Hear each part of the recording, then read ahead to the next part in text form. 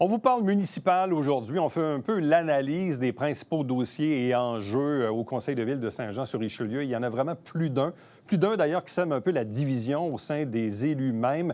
Bref, on fait le tour de la question avec l'ex-conseiller municipal Philippe Lanier.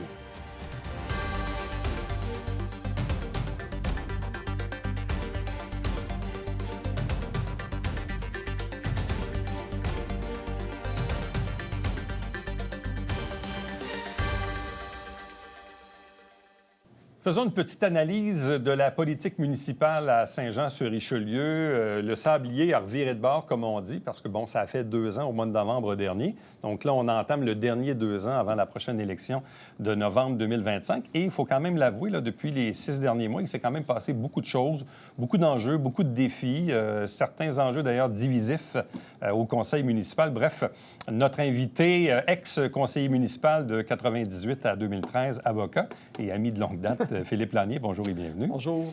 J'ouvre une parenthèse parce que des fois, les jeunes disent « Ouais, mais pourquoi Philippe Lanier? » Philippe Lanier, il faut comprendre qu'à l'âge de 12-13 ans, on était en secondaire 1-2, ouais. On partageait notre casier à l'école et on aimait tous les deux la politique.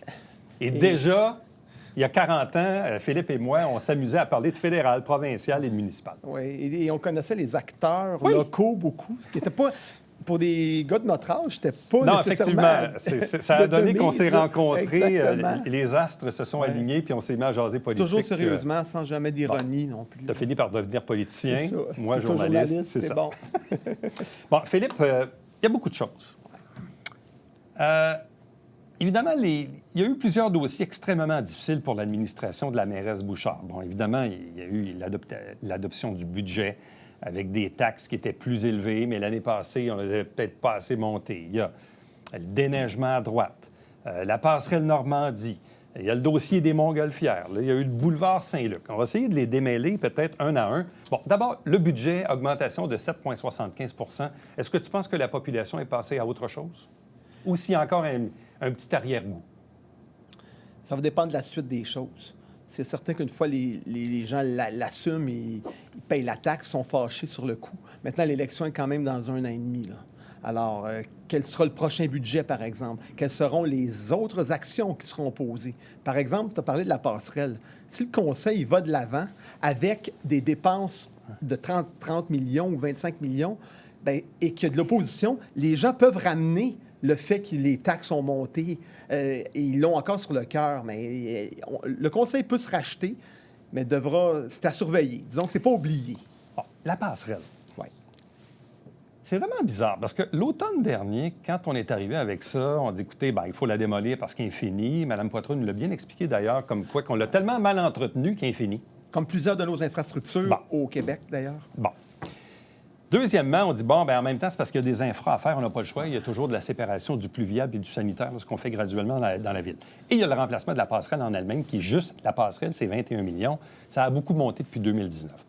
Quand on nous a présenté cet enjeu-là à l'automne, c'est assez clair dans la population que c'est ça que le Conseil voulait, la remplacer Tout à fait. et payer la facture de 35 millions au total. Or, la mairesse vient ici il y a quelques semaines, dit, écoutez, j'ai dit, est-ce que vous reculez? Non, on ne recule pas. On n'a jamais dit qu'on allait la remplacer comme telle, mais qu'on veut maintenir le lien. On joue un peu sur les mots. Puis là, on dit, là, je pense que c'est la conseillère Dufresne qui est arrivée avec l'idée de peut-être avoir une passerelle préfabriquée. Donc, tu sais, nous, dans les médias, radio, télé, journal, on dit le conseil recule. La mairesse, elle a dit qu'elle ne recule pas. Elle a dit qu'ils n'ont jamais vraiment dit qu'ils referaient la passerelle. Non, c'était assez clair. Je pense que le conseil allait de l'avant avec ces investissements-là. Là. Je veux dire, je pense qu'il faut l'admettre. Là.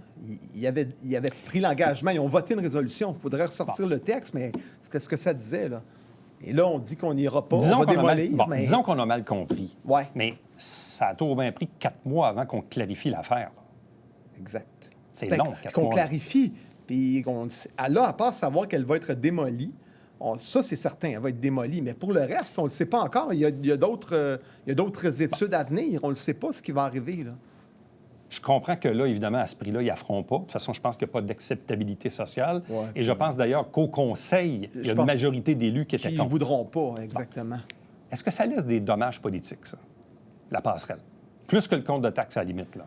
Te souviens-tu aux dernières élections, quand je parlais de ce que j'appelais la théorie du millefeuille? Te souviens-tu de ce que je disais? En politique, l'affaire, là, c'est que, bon, vous faites un geste qui est contesté, c'est une couche. Vous en faites un autre. Bon, la hausse de taxes, la passerelle, le déneigement, les golfs. C'est l'accumulation de tout ça qui fait vient un temps où les gens... C'est ça que j'appelle le millefeuille. Les gens ne l'acceptent plus et virent le conseil. OK? Ils vont laisser passer, admettons, un compte de taxes élevé. Bon, une passerelle, un parc Ronald Beauregard. Mais c'est l'accumulation de toutes ces choses-là. C'est bon pour le municipal, mais c'est bon au provincial ou aux États-Unis ou partout. L'accumulation fait que les gens décident de virer leurs politiciens, en règle générale. Bon, autre dossier aussi qui a fait un peu de dommages politiques, c'est celui du déneigement à droite. Exact. Là, d'ailleurs, c'est un peu curieux parce qu'à l'autre assemblée d'avant, une des conseillères visées, Patricia Poisson, qui n'était pas trop chaude à l'idée, elle a quand même voté pour, en se disant, on va l'essayer 1 an. Elle a fait passer une résolution pour un plan de révision. Revoir les processus. Qui a été d'ailleurs adopté unanimement. Mais la mairesse, ici, en entrevue, dit c'était pas une erreur, puis on recule pas. Bon, bien, qu'est-ce qu'on va réviser alors? Bien, tout à fait. Et ce que je comprends avec les gens avec qui je parle, là, cette résolution-là de revoir le processus est interprétée de 2 façons. Bien, pas clair, parce qu'exemple, Patricia Poisson et Claire Charbonneau, là, de ce que je comprends dans leur tête, le réviser veut dire on revient en arrière. On revient à droite. Pour d'autres conseillers, ça ne veut pas dire ça. Non, puis dans l'entourage de la mairesse et de d'autres conseillers, ce qu'on nous laisse entendre, c'est qu'on va revoir les processus, qu'on va peut-être faire certains projets pilotes dans certains quartiers, par exemple autour de l'hôpital, et qu'on dit qu'on attend les rapports, puis il n'y en a pas eu parce qu'il n'y a pas eu tant de tempêtes de neige que ça, mais on prétend qu'on ne reviendra pas totalement à gauche, là. Alors, j'ai hâte de voir comment ce débat-là va se trancher, parce que c'est clair qu'il y a 2 interprétations. Bon, là, d'ailleurs, on a eu une popée bordée de neige samedi dernier. Les échos que j'en ai, beaucoup de conseillers très, très, très fâchés de la manière dont ça s'est fait, là, dans, je sais pas, Saint-Edmond, Saint-Lucien, Saint-Gérard, les quartiers où il y a des terre-pleins. Les quartiers où il y a des terre-pleins. On nous dit que les trottoirs n'étaient pas déneigés. Certains, semble-t-il, auraient dit « Ouais, mais là, on est-tu pour faire entrer des cols bleus à taux et demi le samedi? » Bien, si ça crée des ennuis pour les citoyens. Puis il n'y a pas eu tant de neige que ça cet hiver non plus. Bien, je pense que, justement... Le budget déneigement a peut-être défoncé cette année. Sûrement pas. Puis le conseil devrait... En quelque sorte, ils sont chanceux qu'il n'y ait pas eu tant de neige. Il me semble que j'en profiterais, moi, pour dire on va ramener le déneigement à gauche. Puis tant mieux, il n'y a pas eu tant de tempêtes, tant de bordées, mais c'est pas ce qui est convenu. Là, ce que j'entends aussi, il y a plusieurs villes qui essaient ça, de souffler la neige sur l'emprise municipale, soit de gauche ou de droite. Je donne un exemple. Disons qu'évidemment, la ville a toujours un certain nombre de pieds sur ton terrain. Là. On pourrait souffler la neige là, ou encore là où il y a des boulevards, la souffler sur les terre-pleins. Oui, entre autres, je sais qu'à Québec, il y a des secteurs où ça se fait. Trois-Rivières, il y a d'autres villes, mais ça se fait. C'est pas possible partout non plus. Ce que ça veut dire, dans le fond, c'est qu'on va devoir revoir la politique du déneigement. Encore une fois. Encore une fois. Tu as déjà joué dans ce film-là? Moi, quand j'ai été élu en 98, c'était l'enjeu, le déneigement. Ah oui? On reprochait à l'époque à l'ancienne administration, mais honnêtement, c'est pas à faute des élus nécessairement. Là. Je veux dire, que c'était mal fait, que le déneigement était laborieux et tout. Il y a eu des années où c'était mieux fait. Il y avait des plans qui avaient été... Moi, je me rappelle certaines années là, d'être sorti là, très tôt le matin, puis toute la ville était sa coche. Mais on dirait, je sais pas. Je sais pas comment se fait-il qu'après tant d'années, on n'est pas capable d'arriver avec un plan où ça cause moins de désagréments. Bon. C'est sûr que la neige, il faut en disposer. Ils ne peuvent pas l'enlever avant qu'elle tombe, comme on disait, mais j'espère que ça va se régler pour le conseil et pour la ville aussi. Autre enjeu qui sème la division, parce qu'à date, les taxes, on s'entend que le budget n'a pas été voté unanimement. Non. La passerelle non plus. Non. Le déneigement à droite non plus. Le boulevard Saint-Luc. Boulevard Saint-Luc. Il y a eu un vote, 6 contre 3, je pense, de mémoire. Exact. Donc, Mme Charbonneau a gagné son point, mais bon, ultimement, il y a eu, moi, je les appelle les 3 amigos. Bon, Mélanie Dufresne, Jean Fontaine, le caucus Jérémy. Du Sud. Le caucus du Sud, du centre et du Sud. Puis, d'ailleurs, bon, l'intervention de Mélanie Dufresne était quand même intéressante dans la mesure où elle dit, écoutez, le boulevard Saint-Luc, c'est pas que je suis contre, puis il faut qu'on le fasse, puis... Mais ce qu'elle dit, c'est qu'il y a encore du monde qui ont de l'eau dans les sous-sols. Donc, c'est pas la priorité. Si on a un 18 millions à mettre, là, bien, la priorité devrait aller là-dessus et non pas sur urbaniser le boulevard Saint-Luc. Oui, tout à fait. Et on a vu une division. Mélanie Dufresne a bien joué à la fin en disant à Mme Charbonneau, entre autres, écoutez, je m'incline, mais je reconnais que vous avez gagné votre point et on continue. Et Mme Bouchard, là, son enjeu, elle doit conserver son caucus du Sud si elle veut se présenter à la prochaine élection avec une équipe qui a du tonus. C'est quand même des conseillers clés, ça, M. Meunier, M. Fontaine, Mme Dufresne. Alors, est-ce qu'on va lui conseiller ou est-ce qu'elle va voir l'opportunité, par exemple, dans le PTI qui s'en vient au mois de juin, ben là, de compenser, de donner des projets dans le Sud, là, peut-être pour allier le caucus du Sud. Le PTI, pour le bénéfice des gens qui nous regardent, c'est le plan triennal des immobilisations. Donc, c'est un peu la vision. On a tant d'argent à investir, fait qu'on prévoit dans les 3 prochaines années qu'on va mettre l'argent là, puis là. Bon. Encore là, penses-tu vraiment que le PTI va être voté unanimement? Bien, sûrement pas. C'est sûr que la politique, c'est un jeu de partage puis de choix, puis ils ont des décisions pas faciles à prendre, là. C'est un bon débat qu'on a eu sur le pour et le contre du boulevard Saint-Luc. Mais il me semble que là, moi, j'assumerai un leadership et je dirais, bien là, c'est le temps d'en donner un peu aux autres. Toujours dans l'intérêt de la ville aussi, là. Oui, mais attention. Parce qu'il y a tellement de projets à faire partout. Ça dépend où est-ce qu'on reste dans la ville. Ce qu'on dit, c'est, ouais, mais le centre-ville, ils en ont eu de l'argent, là. Oui, mais un instant. Donc, c'est autour à Saint-Luc. Oui, mais un instant, là, le centre-ville, c'est une chose. Mais les égouts dans Saint-Eugène, Saint-Athanas, le quartier à M. Meunier, le quartier à M. Godette, même Saint-Gérard, je ne suis pas sûr que c'est tout réglé. Il y a de l'argent qui peut être mis ailleurs qu'au centre-ville, proprement parlé. C'est une chose, centre-ville, mais il y a des besoins ailleurs majeurs, là, au niveau des infrastructures. Autre dossier qui a semé de la division au Conseil, il y en a plusieurs, là. Oui. Les Montgolfières. Ben oui. Bon, Montgolfière, la Ville n'a pas eu d'autre choix que de faire un chèque de 2 millions cet automne pour payer les comptes. On a fini à l'arracher et à re-signer un nouveau protocole avec un plan de relance et de redressement qui, de l'intérieur, plusieurs élus me disent, écoute, on est inquiet, on n'est pas impressionné, mais en même temps, est-ce qu'on a le choix? Autrement dit, puis je me mets à leur place. Est-ce que tu veux être le conseiller ou la conseillère municipale qui tire... Ça revient à ce que je dis. Tu veux être l'élu aussi qui donne un chèque en blanc. Donc, c'est un lose-lose, là. Le festival, sur le plan politique, pour un élu, tu y gagnes pas. C'est certain que les bonnes années semblent être derrière, là. Malgré le chèque, malgré les efforts qui sont faits. Là, ce qu'on nous dit, c'est qu'avec le nouveau plan, la reddition de comptes va être plus... On va exiger une meilleure reddition de comptes et au fur et à mesure. Maintenant, ils sont toujours tributaires de la météo, ils sont toujours tributaires des assistances, des artistes qui viennent. Mais ça revient à ce qu'on a dit aussi dans le passé. Est-ce que le festival est encore une vache sacrée à Saint-Jean? Et il semble que, selon le conseil, oui. On fait le choix de le sauver encore. Puis là, on va rentrer dans une année électorale. Donc là, on a signé un protocole d'entente avec un 800 000 indexable. Exact. Là, d'ailleurs, il y a eu 2 remerciements là, de postes dans la permanence là, du Festival de Montgolfière la semaine dernière, semble-t-il, 2 congédiements. OK. On va tomber probablement à 45-50 ballons pour l'édition qui s'en vient, toujours dans la même formule, là, sur 7 jours. On me dit qu'on va réduire les coûts d'aménagement du site grandement aussi, qui coûtait 1,8 million le site à aménager. Là, il semblerait que ça va être beaucoup moindre. Mais avec quel effet sur l'événement, sur le visuel? Ça va être la grande question. À quoi va ressembler l'édition 2024 du Festival de Montgolfière? Et est-ce qu'on va se rendre compte, forcément, évidemment, qu'on a coupé puis que ça paraît qu'on a coupé, là? Bien, c'est possible, parce que si on coupe 1,8 million dans l'aménagement du site, il y a des éléments qui ne seront plus là. Les 3 prochaines années vont être déterminantes. C'est le prochain conseil qui va devoir faire encore un autre choix majeur. À savoir, sauf que là, ce qu'on entend, par contre, et ça, c'est une excellente chose, on aurait des chiffres l'automne qui vient, pas 6 mois après l'événement. On m'a dit, moi, que ce serait les jours suivants. Bon.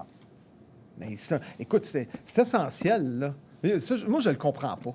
Écoute, je siège, moi, au CA du Cégep, là, au conseil d'administration, puis le trésorier, M. Duval, là, il demande un chiffre. Il nous le donne. Il n'attend pas des mois, là, puis il y a un budget beaucoup plus gros que le festival à administrer.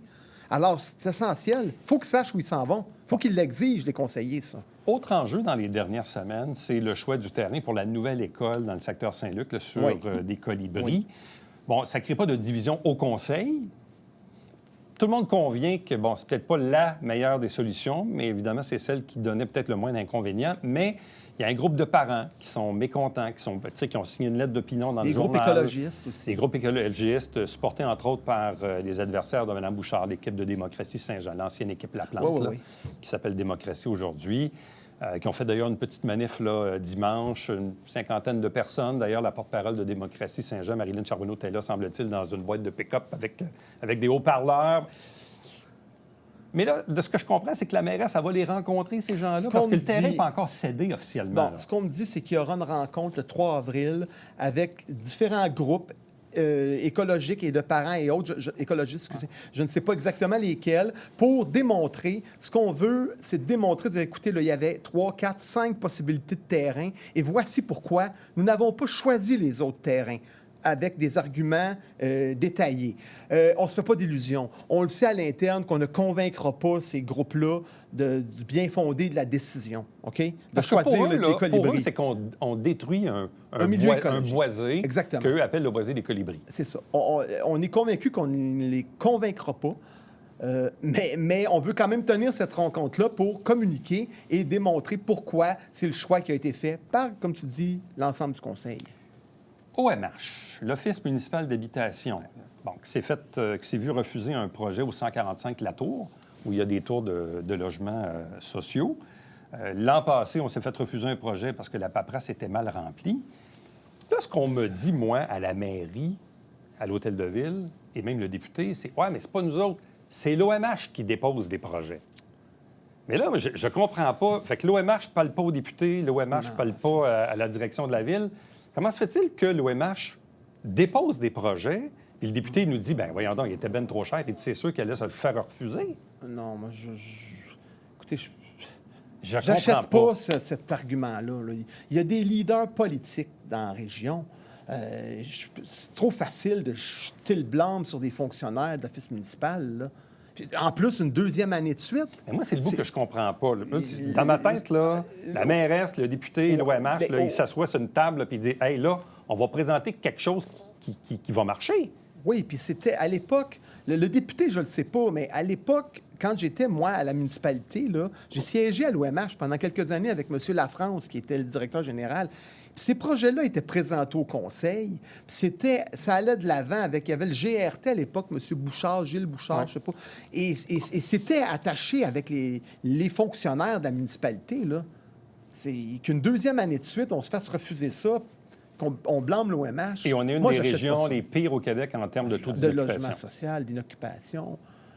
Non, j'achète pas ça. Comme le projet du groupe Maurice aussi, là.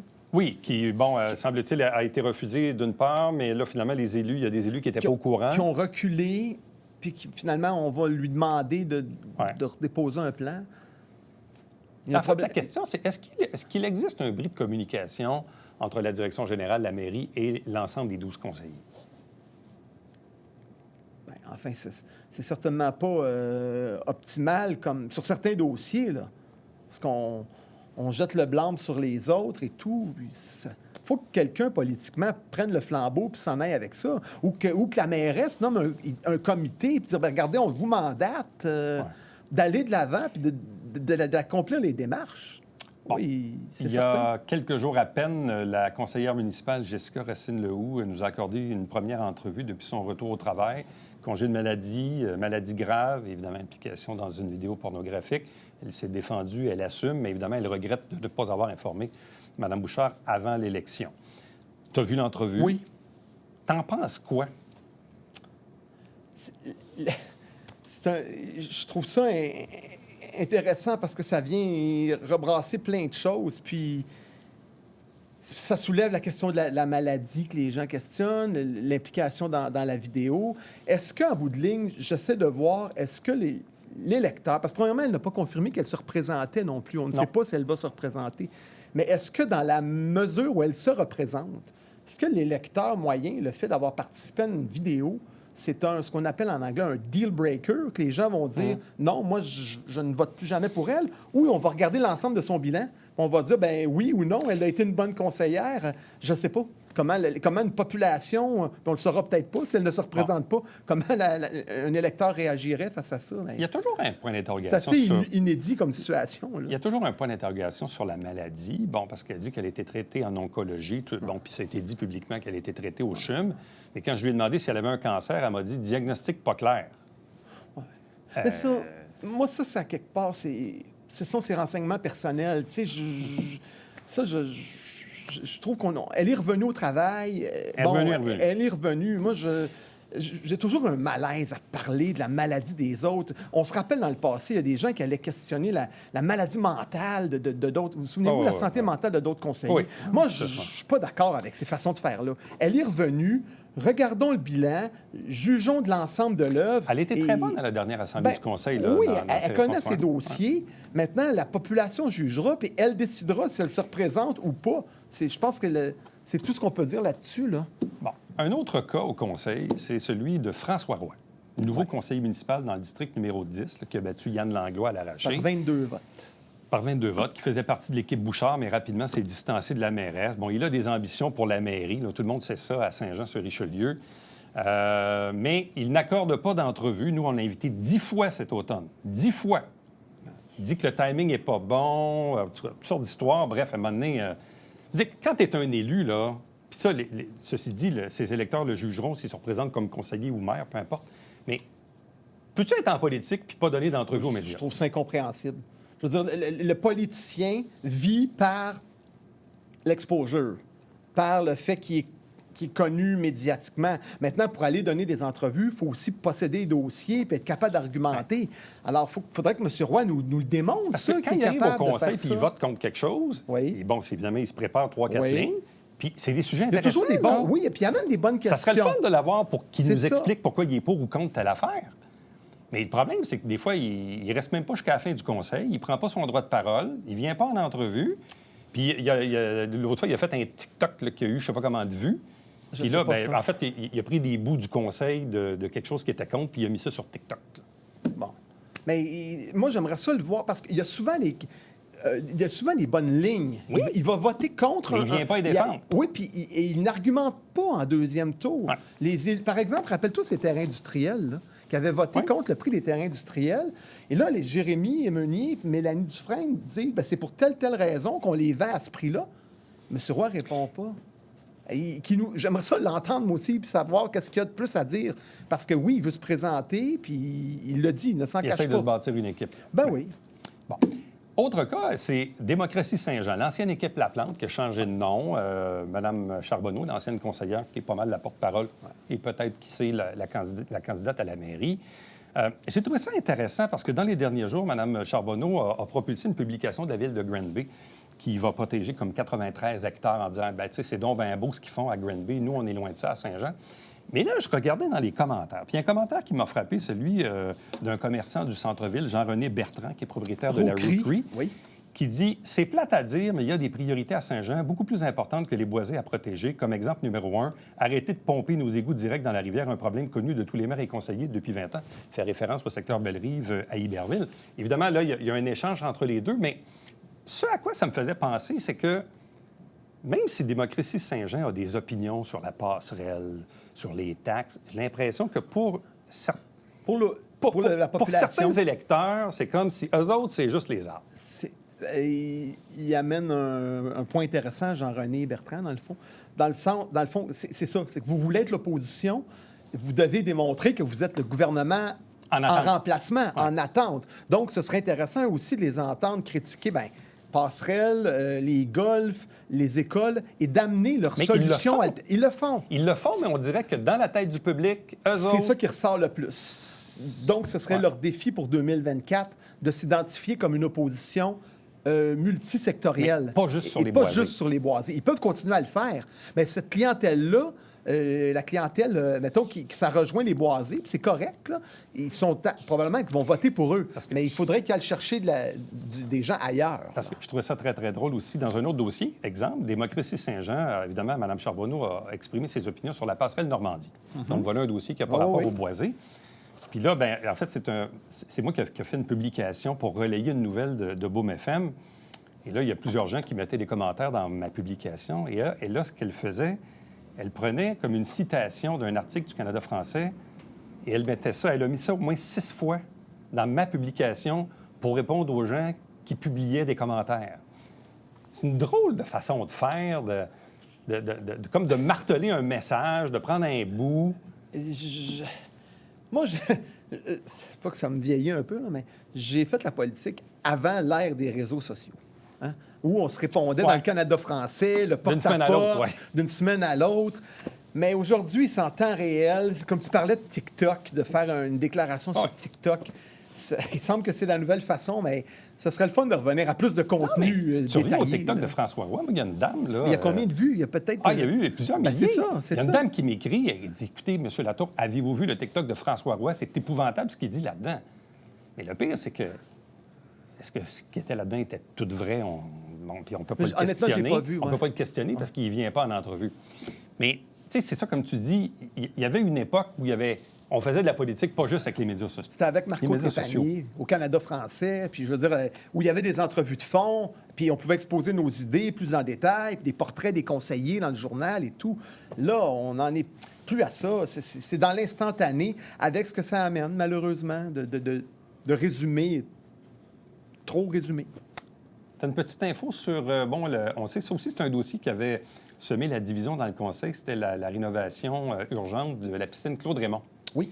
Il y a eu un vote là-dessus. Finalement, on l'a rénové. Ça a été fermé quand même un bon bout. Ouais. Là, on nous a annoncé que ça allait rouvrir probablement à la mi-avril. Ouais. Mais toi, tu as une info qui nous dit que peut-être pas. Bien, j'ai des informations, oui, on nous dit qu'il y a eu une membrane qui n'a pas été installée de façon nécessairement adéquate, il y a des tests à effectuer, des tests supplémentaires pour savoir si le système de filtration de la piscine, tel que rénové, est adéquat. Alors, pour l'instant, on ne veut pas alarmer, mais il y aura des tests à faire avant qu'on confirme que ça ouvre vraiment en avril comme c'est prévu. On devra avoir des résultats incessamment de ces tests-là. Philippe Lanier, toujours un plaisir. Évidemment, on va surveiller de près l'adoption du programme triennal d'immobilisation au mois de juin. Le festival... Le festival, le dossier des golfs, on n'en a pas dossier des parlé, golfs, mais il est toujours... effectivement. C'est pas réglé, ça? Il n'y a pas rien de décidé là-dessus? Effectivement. Et ça devait se faire dans le présent mandat. À suivre, comme tout le reste. Merci, Philippe. Merci, Éric. En souhaitant que ça vous a éclairé, mesdames, messieurs, restez avec nous. On vous revient après ceci.